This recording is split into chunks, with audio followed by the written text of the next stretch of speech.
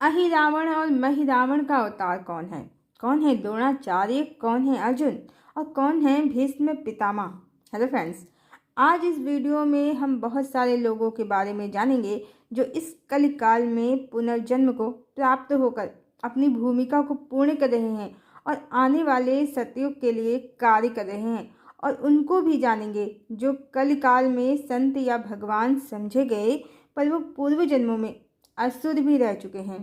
पहले ये जरूर जान लें कि ये संसार एक माया से, हरि की माया से बनी हुई जटिल रचना है।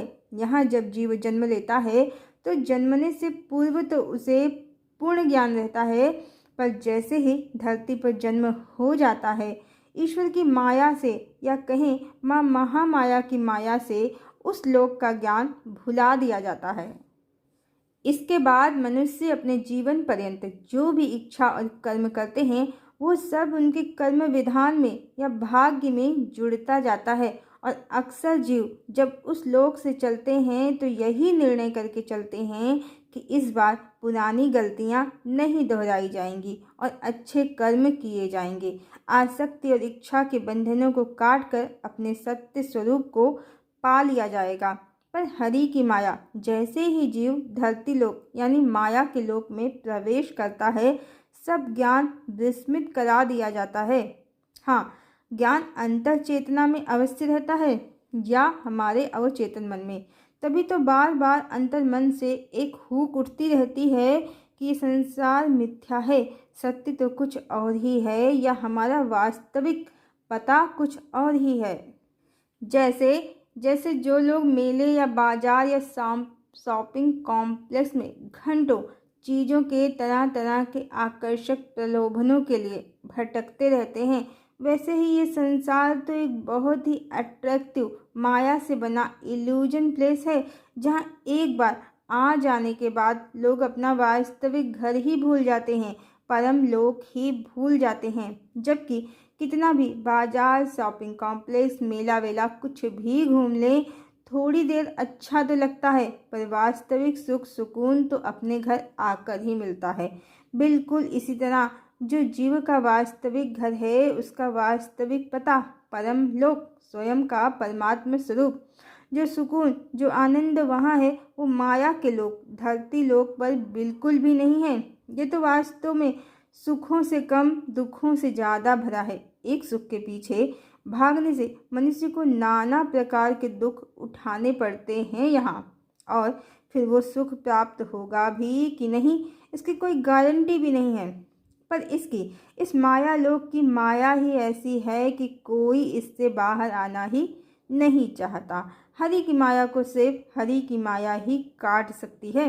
ये तो बहुत से लोगों ने सुना होगा कि रावण भी पूर्व जन्म में भानु प्रताप नामक धर्मशील राजा था, जो श्राप के कारण असुर योनि में उत्पन्न हुआ। यही कर्मों की गूढ़ गति है। छोटी से छोटी भूल भी बड़ी समस्या का कारण बन जाती है। ये भी जानिए कि कोई भी जीव या मनुष्य ना तो हर जन्म में बुरा ही होता है पूर्ण रूप से, न अच्छा ही होता है पूर्ण रूप से। रावण का महिमा मंडन करते ग्रंथ भी आपको मिल जाएंगे। विशेषकर दक्षिण भारत की रामायण, कंबन रामायण में रावण को बहुत ही ज्ञानी, विज्ञानी और हरि का भक्ति ही दिखाया गया है। और वो बैकुंठ में भगवान विष्णु का गढ़ तो है ही, जो सनत कुमारों के श्राप के कारण रावण बनकर जन्मा। एक्चुअली में ये श्राप की कहानियाँ तो रची गई हैं, पर वास्तव में इनके पीछे का रहस्य जो है वो यही है कि हर जीव धरती पर आने से पहले बैकुंठ या परमलोक का ही वासी होता है।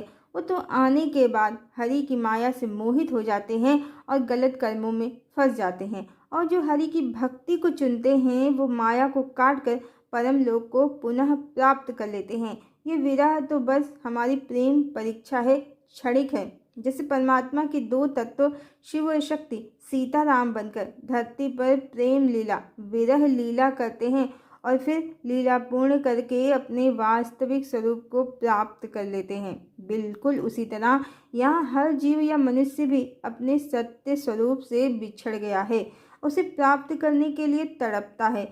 तो जो उसको यानी अपने सत्य स्वरूप को पाने के लिए तड़पता है, भक्ति करता है, एक दिन उसकी भक्ति के अंतर्वेदना के प्रभाव से उसकी कुंडलनी जागृत हो जाती है और वह स्वयं के सत्य स्वरूप को प्राप्त कर माया के जगत से मुक्त होकर पुनः अपने वास्तविक स्वरूप में विलीन हो जाता है। यानी मनुष्य पाने तो स्वयं को ही आते हैं प्रेम और विरह का अनुभव करने पर फंस जाते हैं यहाँ के माया मोह लोभ और लुभावने आकर्षणों में। आइए जानते हैं कि हमारे अकॉर्डिंग कौन लोग इस जन्म में किसका पुनर्जन्म है। ये हमारे अकॉर्डिंग है, किसी को मानने के लिए कोई बाध्यता नहीं है। अब जैसे हम बता चुके हैं कि क्यों रुक्मिणी शूर्पणखा का अवतार थी। प्रथम तो श्री कृष्ण की 16,108 रानियों में वो प्रथम रानी थी जगदम्बिका तो थी ही नहीं वो, क्योंकि जगदम्बिका के रहते भगवान का दूसरा विवाह नहीं संभव है। जैसे सीता राम, यशोधरा, सिद्धार्थ, लक्ष्मी, प्रिया, चैतन्य। जब भी जगदम्बिका परिणय सूत्र में होंगी तो भगवान एक पत्नी व्रती ही होंगे। यही रामचंद्र के एक पत्नी व्रत का परम कारण है। तो इस तरह देवी राधा सीता हैं जिनसे विरह सहकर भगवान श्री कृष्ण ने रुक्मिणी समेत सब आसक्त स्त्रियां जो त्रेता में भगवान राम पर मोहित हो गई थीं, सबकी इच्छा पूर्ण कर दी।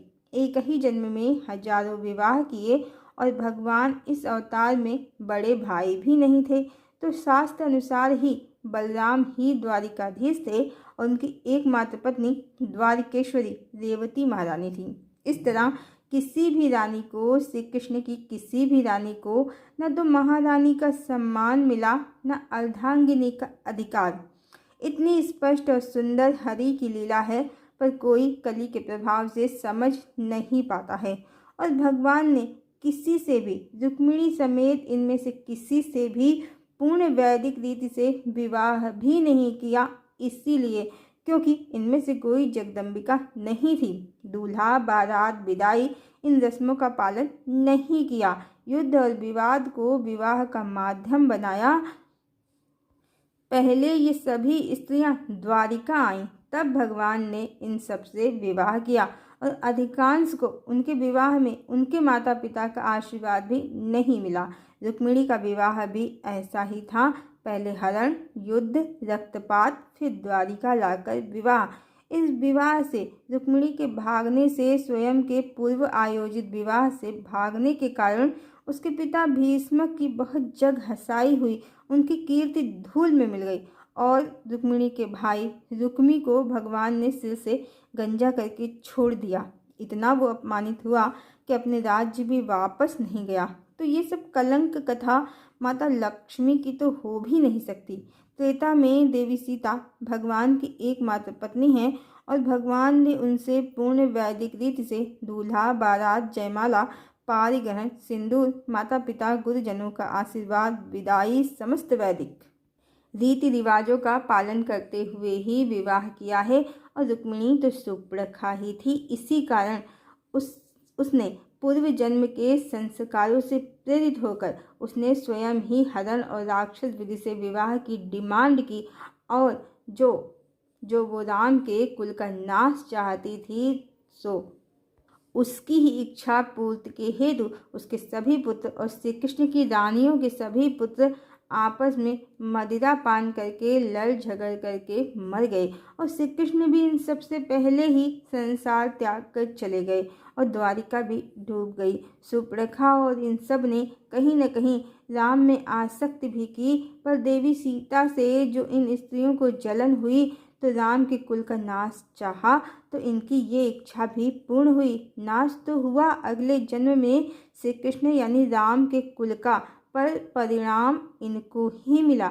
बुरी इच्छाओं का फल बुरा ही होता है, यही जीवात्माओं के जन्म जन्म भटकने का कारण है। तो इस तरह 1001% सत्य है कि रुक्मिणी शूर्पणखा थी। कलिकाल की ऊर्जा तामसिक है, निगेटिव है, अज्ञानता की है, इसीलिए वो लक्ष्मी का अवतार समझी गई, जबकि उसमें लक्ष्मी के कोई गुण नहीं थे। तो इस समय इस कलिकाल में जो भीष्म पितामह के अवतार हैं वो कोई और नहीं, वो हमारे प्रधानमंत्री नरेंद्र दामोदर दास मोदी हैं। वो स्वयं को गंगा पुत्र कहते भी हैं। भीष्म की तरह भीष्म भी गंगा पुत्र थे। इसके अलावा भीष्म ने अपने संपूर्ण जीवन ब्रह्मचर्य का पालन किया और अपनी सौतेली माता सत्यवती के पुत्रों के लिए वो काशी नरेश की पुत्रियों को हर लाए, पर स्वयं अविवाहित रहे। स्त्रियां उन पर मोहित थीं। पर जो उनके पिता ने सत्यवती को वचन दे दिया था कि सत्यवती की संतानें ही राजगद्दी पर बैठेंगी, जिसके लिए भीष्म ने आजीवन ब्रह्मचारी रहने का संकल्प ले लिया था, तो इस जन्म में भी मोदी जो हैं वो आजीवन ब्रह्मचारी ही हैं। स्त्री का साथ तो मिला, पर पूर्व जन्म के संस्कारों के कारण वो दूर हो गए। और भविष्य मालिका भी जिस सन्यासी आखिरी राजा की बात करती है वो मोदी ही लगते हैं। और सबसे इम्पॉर्टेंट, जिस तरह भीष्म चाहते तो थे कौरवों के कुल का भला, पांडव कौरव प्रेम से रहें, पर वो कुछ कर न सके, बल्कि युद्ध ऐसा छिड़ा कि अर्जुन ने उनको ही सरसैया पर लिटा दिया।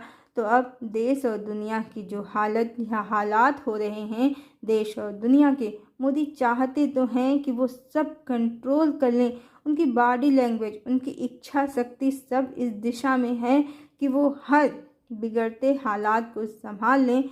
पर जैसे भीष्म के लिए कौरवों का झगड़ा सुलझाना असंभव हो गया था, बिल्कुल वैसा ही मोदी जी के साथ भी होने वाला है। इच्छा तो बहुत है, शक्तियाँ भी पहले से ज़्यादा हैं, पर परिस्थितियाँ भी अब महाभारत काल से 1000 गुना कठिन हैं।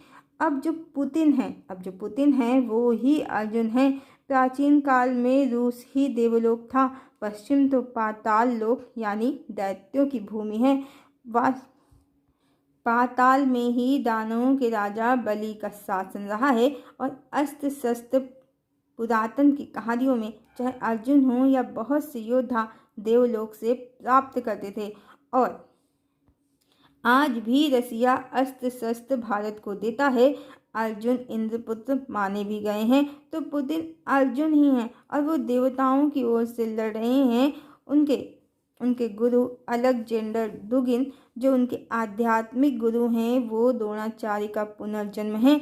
दुगिन शब्द भी द्रोण जैसा ही है। पिछले जन्म में जो गलती हुई द्रोणाचार्य से, इस जन्म में वो अर्जुन की तरफ से हैं और अपनी गलती को सुधार रहे हैं। और सोवियत रूस फिर से एक हो सके, यहाँ तक कि अखंड भारत के लिए भी रूस को भारत के साथ खड़ा होना चाहिए। भारत को इसके लिए और भी ज़्यादा कठिन प्रयास करना चाहिए अखंड भारत के लिए। ये उनका मत भी काफ़ी पॉपुलर हुआ था पिछले दिनों। इसके अलावा ओबामा अश्वत्थामा का पुनर्जन्म है। वो सुधरा नहीं है, ज्ञानी भी है, बलवान भी है, पर घमंड बहुत है उसमें।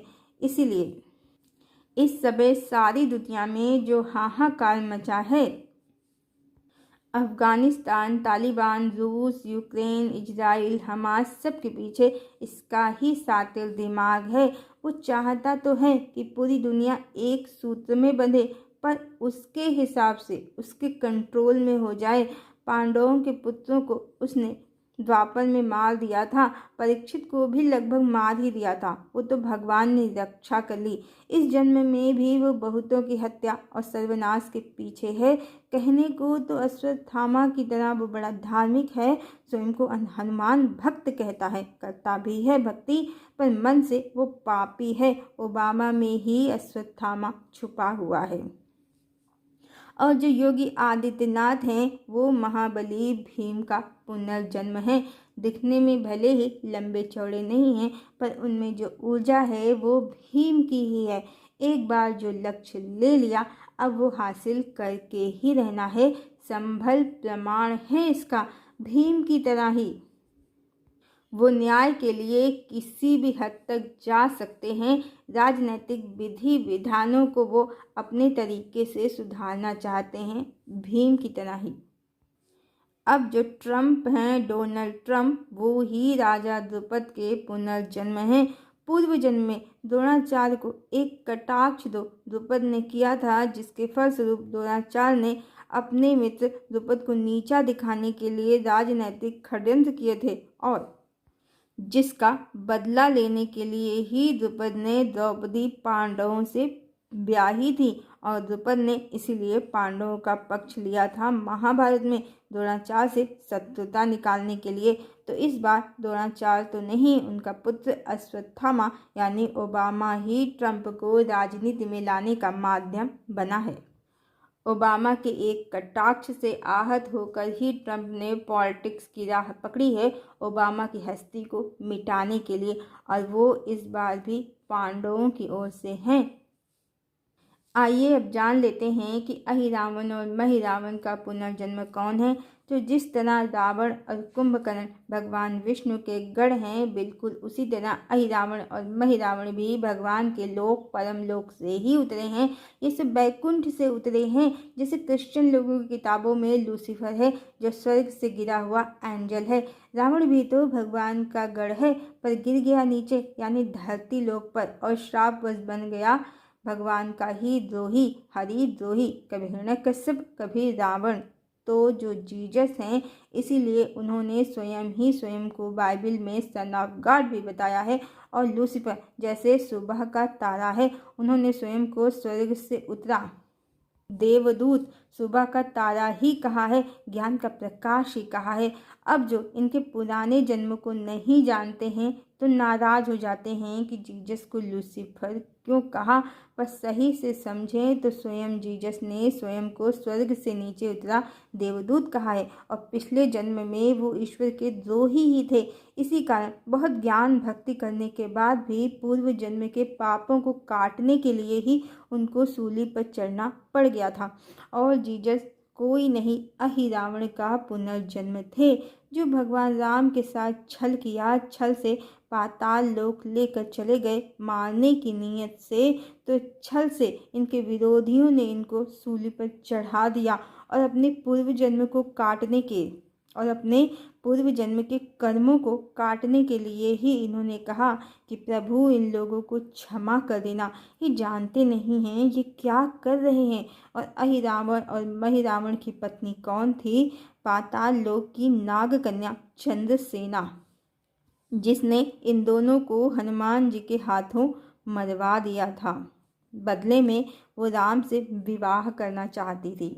द्वापर में भगवान के श्री कृष्ण अवतार में वो सत्यभामा बनी और श्री कृष्ण से उसका विवाह हुआ। और अपने पतियों की मृत्यु के बाद भी जब चंद्रसेना की भगवान राम से विवाह की इच्छा अधूरी रह गई भगवान के एक पत्नी व्रत के कारण, तो उसने भी सुप्रखा की तरह भगवान के कुलनाश की कामना की, जो पूर्ण हुई श्री कृष्ण अवतार में। इसकी भी इच्छा के कारण श्री कृष्ण के कुल का नाश हुआ। अब ये जो चंद्रसेना है, ये अहिरावण और महिरावण की ट्विन फ्लेम है, पर इसकी सोल जो है प्योर नहीं थी, इसीलिए राम पर ये कामासक्त हो गई और अपने दोनों पतियों को मरवा दिया, जिसके कारण ही अहिरावण और महिरावण को इससे घृणा हो गई, नफरत हो गई। और ये महिरावण कौन है? ये ही साईं बाबा का पुनर्जन्म है। इस बार चंद्रसेना के गलत कृत्यों के कारण जीसस यानी अहिरावण ने अगले जन्म में जीसस के रूप में जो जन्म लिया, पाताल नगरी के देवता के रूप में, पर चंद्रसेना ने ही एक डिवाइन सोल मैरी मैगडलीन से विवाह किया। और साईं यानी महिरावण ने जीवन भर सन्यासी की तरह जिया। चंद्रसेना का जन्म सत्यभामा बनकर सत्यजित के यहाँ हुआ था। इस तरह एक का जन्म मिडिल ईस्ट में हुआ जीसस और दूसरे का जन्म महाराष्ट्र पर। इन दोनों ने चंद्रसेना से दूरी बनाई, ज्ञान और भक्ति के पथ को चुना और अपने पूर्व पापों को काटा। चाहे रावण हो, महिरावण हो या अहिरावण या सुप्रखा, ये जीव के ही अलग अलग जन्मों के अलग अलग रूप हैं, कभी अच्छे कर्म कभी बुरे कर्म। और जिस तरह कली की ऊर्जा से रुक्मिणी माता लक्ष्मी ही समझ ली गई, ये अहिरावण और महिरावण भी कलिकाल में लगभग भगवान ही समझ लिए गए। जीसस के फॉलोअर्स उनको गॉड ही समझते हैं, जबकि उन्होंने कहा है वो गॉड नहीं, सन ऑफ गॉड हैं। और साईं ने कहा अल्लाह मालिक, सबका मालिक एक, पर उनके फॉलोअर्स ने उनको ही अल्लाह बना दिया। यहाँ तक कि श्री राम या सीता राम की जगह ये साईं राम कहते हैं। जो कली की ऊर्जा है वो अज्ञानता की ऊर्जा है। जीव की सब इच्छा परमात्मा पूर्ण करते हैं, और चाहे सुपर्णखा हो या ये सब इन सब के मन में भी भगवान की तरह पूजे जाने की इच्छा थी कहीं न कहीं, जो कलिकाल में पूर्ण हुई। जन्म, कर्म, इच्छा, आसक्ति के रहस्य बड़े गूढ़ हैं। इन्हें समझना, इन्हें काटना, इनसे निकलना बहुत कठिन है। एकमात्र परमात्मा की शरण ही इनसे मुक्ति प्रदान करा सकती है। हरि ओम।